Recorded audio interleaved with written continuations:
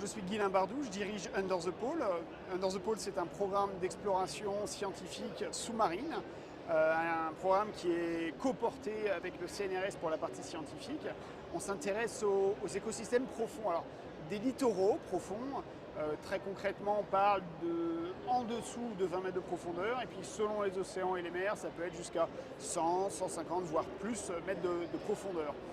L'idée, c'est de comprendre les enjeux de biodiversité, d'écologie, de conservation, des programmes qu'on va mener avec les scolaires, après les résultats scientifiques, avec le grand public, et puis avec d'autres ONG, un travail de plaidoyer, pour essayer de porter la voix de la science de cette zone mésophotique des littoraux de la planète dans les programmes de conservation. Alors ici derrière moi, on a un projet satellite, un projet pilote qu'on appelle Capsule. On a travaillé dessus depuis 2016. On a réalisé une première campagne de plongée avec cet habitat sous-marin scientifique en 2019, c'était en Polynésie française. Et là en ce moment, on travaille sur un nouveau programme Capsule qu'on appellera Capsule 2, qui aura lieu à partir de 2026, très certainement à nouveau en Polynésie française, et il y aura cette fois-ci une deuxième capsule. L'objectif en fait, c'est de rester longtemps sous la mer en observation, et puis d'avoir cette capacité aussi, en étant longtemps sous la mer, mais de sortir. C'est un habitat dans lequel on peut vivre au sec, mais on peut aussi sortir en plongée, par exemple pour déployer sur le milieu tout un tas de tests, d'équipements, pour mener un travail finalement de laboratoire, mais sur le récif corallien par exemple. Ça, c'est une première application.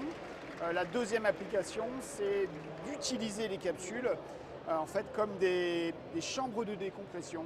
On va partir de la surface, plonger profond, entre 100 et 200 mètres de profondeur, y rester bien davantage de temps qu'on ne pourrait normalement, travailler, observer, prélever, échantillonner, et puis remonter en faisant une décompression longue dans ces deux habitats sous-marins. Voilà. C'est une opportunité, ce sont des programmes qui sont expérimentaux, hein.